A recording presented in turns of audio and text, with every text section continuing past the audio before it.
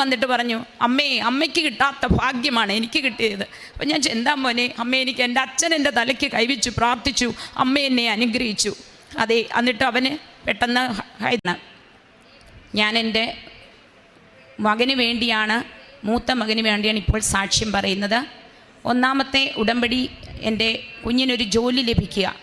ഞാൻ ഇവിടെ വന്നത് എന്ന് പറയുന്നത് മാർച്ച് 4, 2019 വളരെ ആഗ്രഹിച്ചു ഇവിടെ വരെ വരാൻ.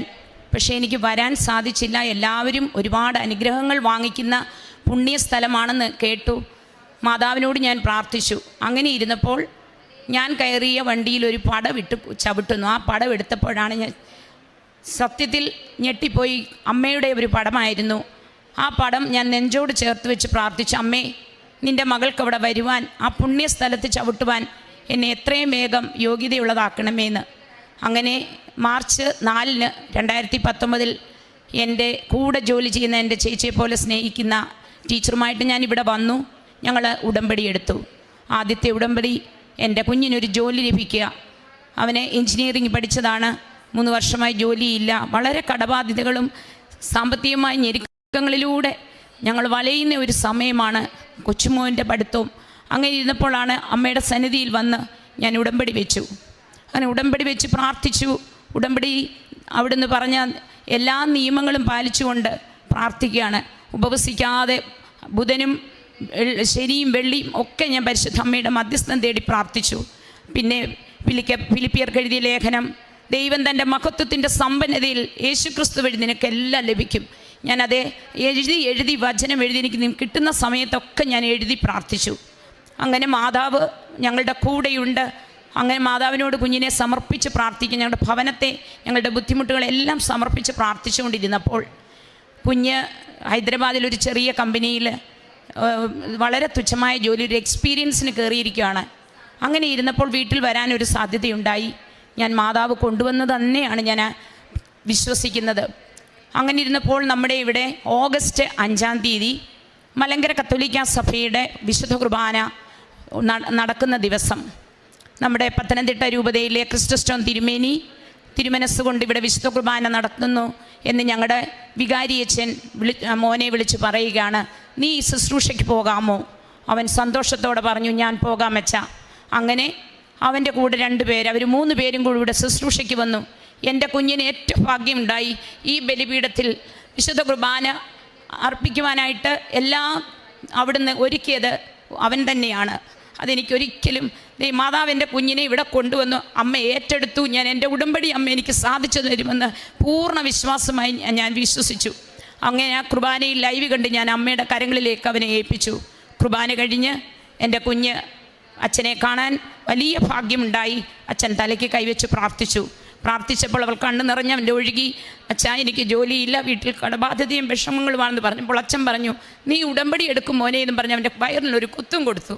അപ്പം അവൻ വീട്ടിൽ വന്നിട്ട് പറഞ്ഞു, അമ്മേ, അമ്മയ്ക്ക് കിട്ടാത്ത ഭാഗ്യമാണ് എനിക്ക് കിട്ടിയത്. അപ്പം ഞാൻ എന്താ മോനെ? അമ്മ, എനിക്ക് എൻ്റെ അച്ഛൻ എൻ്റെ തലയ്ക്ക് കൈവച്ചു പ്രാർത്ഥിച്ചു, അമ്മ എന്നെ അനുഗ്രഹിച്ചു. അതെ. എന്നിട്ട് അവന് പെട്ടെന്ന് ഹൈദരാബാദ് വരെ പോകണമായിരുന്നു.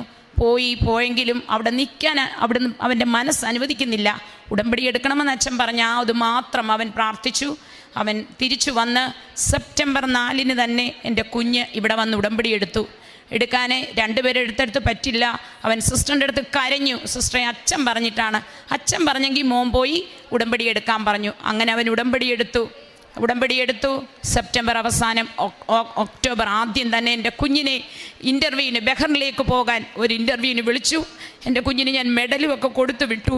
അവൻ്റെ കയ്യിലുണ്ട്, മോൻ മറക്കരുത്, കൊടുത്തു വിട്ടു. ആ ഇൻ്റർവ്യൂ പാസ്സായി. അന്ന് തന്നെ കുഞ്ഞിന് മെഡിക്കലും പാസ്സായി.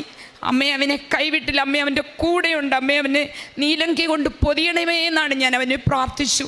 കാരണം ഞങ്ങളുടെ വിഷമം അവനറിയാം. ചെറുപ്പം മുതലേ ഞങ്ങളുടെ കഷ്ടപ്പാട് കുഞ്ഞുങ്ങൾക്കറിയാം. അങ്ങനെ അമ്മ അവനെ മുറുകി പിടിച്ചു. അതെല്ലാം പാസ്സായി വന്നു. ഞങ്ങൾ എന്നിട്ടും പ്രാർത്ഥനകളൊന്നും മുടക്കിയില്ല. ജപമാല ചൊല്ലി ശരിക്കും ജപമാല ചൊല്ലി. ഒന്നും രണ്ടുമല്ല, ഞങ്ങൾ രണ്ടുപേരും ഞങ്ങൾ വീട്ടിൽ ജപമാല ചൊല്ലി. അമ്മയാണ് ഞങ്ങളുടെ കൂടെ ചേർന്ന് ജപമാല ചൊല്ലി. ഞങ്ങൾ വീടിന് ചുറ്റും ചൊല്ലി. കാരണം എല്ലാ തടസ്സങ്ങളും മാറണം, ജോലി ലഭിക്കാത്ത തടസ്സങ്ങൾ. അങ്ങനെ ഇരുന്നപ്പോൾ എൻ്റെ കുഞ്ഞ് ഇവിടെ വന്ന് നമ്മൾ അഖണ്ഡ ജപമാല ഞങ്ങൾ കൂടി. ഒക്ടോബർ 19 അഖണ്ഡ ജപമാല വളരെ സന്തോഷത്തോടെ ഞങ്ങൾ 3-4 സഹോദരികൾ ചേർന്ന് ഇവിടെ വന്ന് ഞങ്ങൾ അഖണ്ഡ ജപമാല കൂടി.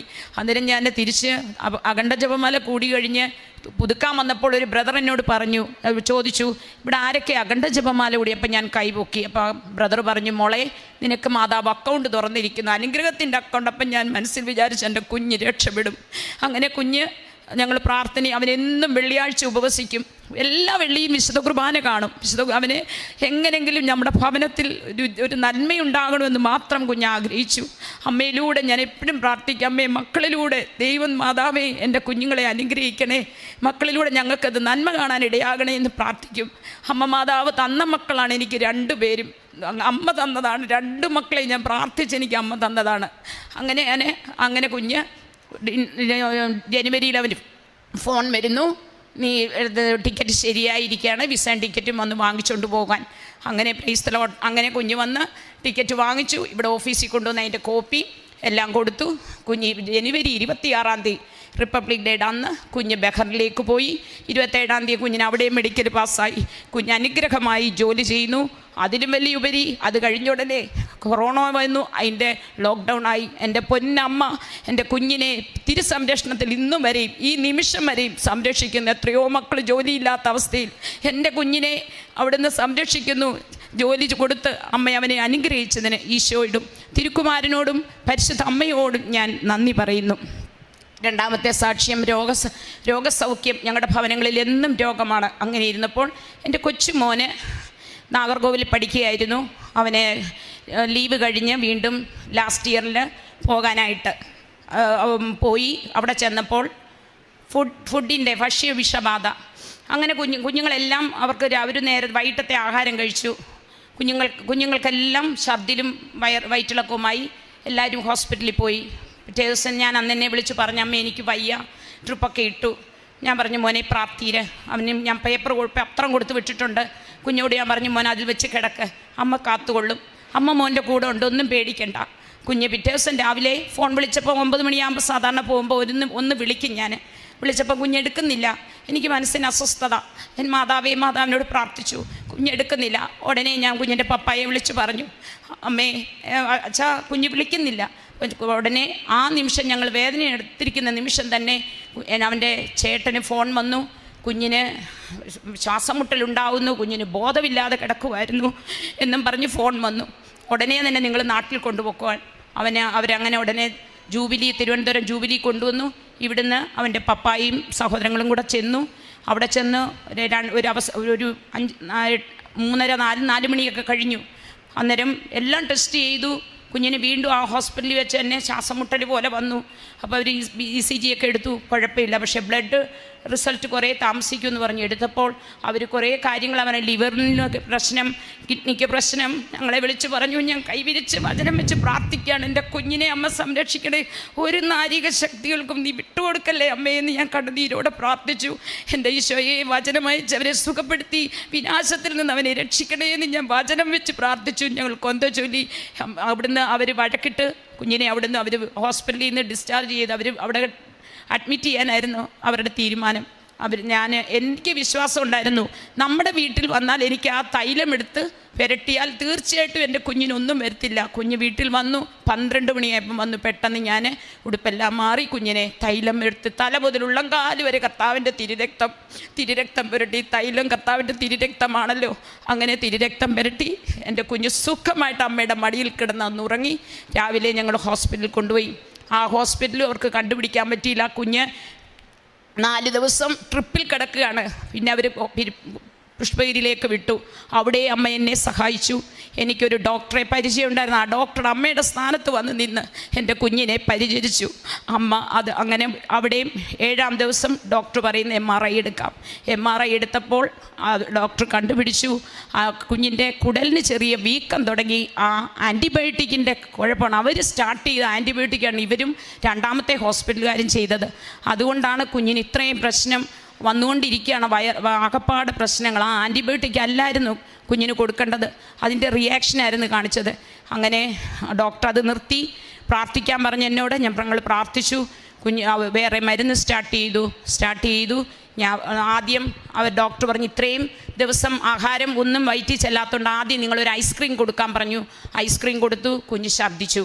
വീണ്ടും പറഞ്ഞു പറയാൻ വരട്ടെ. പിന്നെ എന്നോട് പറഞ്ഞു അമ്മ തന്നെ ഇച്ചിരി വെള്ളമെടുത്ത് കുഞ്ഞിന് കൊടുക്കാൻ പറഞ്ഞു. സന്ധ്യയ്ക്ക് ഞാൻ എടുത്ത് പരിശുദ്ധ അമ്മയുടെ ഉടമ്പടി പ്രാർത്ഥന ചൊല്ലിക്കൊണ്ട് സർവശക്തമുള്ള പിതാവ് ചൊല്ലിക്കൊണ്ട് ഒരു തുള്ളുപ്പിട്ട് കുഞ്ഞിന് കൊടുത്തു. എൻ്റെ അമ്മ എൻ്റെ കുഞ്ഞിനെ സുഖപ്പെടുത്തി. എൻ്റെ തിരുക്കുമാരൻ്റെ കരങ്ങളാണ് ഇപ്പോഴത്തുള്ള കരങ്ങൾ എൻ്റെ കുഞ്ഞിനെ തൊട്ടു. പിന്നീട് എൻ്റെ കുഞ്ഞ് ഛർദ്ദിച്ചതേയില്ല. അങ്ങനെ കുഞ്ഞ് 10 ദിവസം ആ ഹോസ്പിറ്റലുണ്ടായിരുന്നു. ഡോക്ടറിനും സന്തോഷമായി. കുഞ്ഞ് പതുക്കെ കഞ്ഞിവെള്ളവും ചെറിയ ലൈറ്റായിട്ടുള്ള ആഹാരങ്ങൾ കഴിക്കാൻ തുടങ്ങി.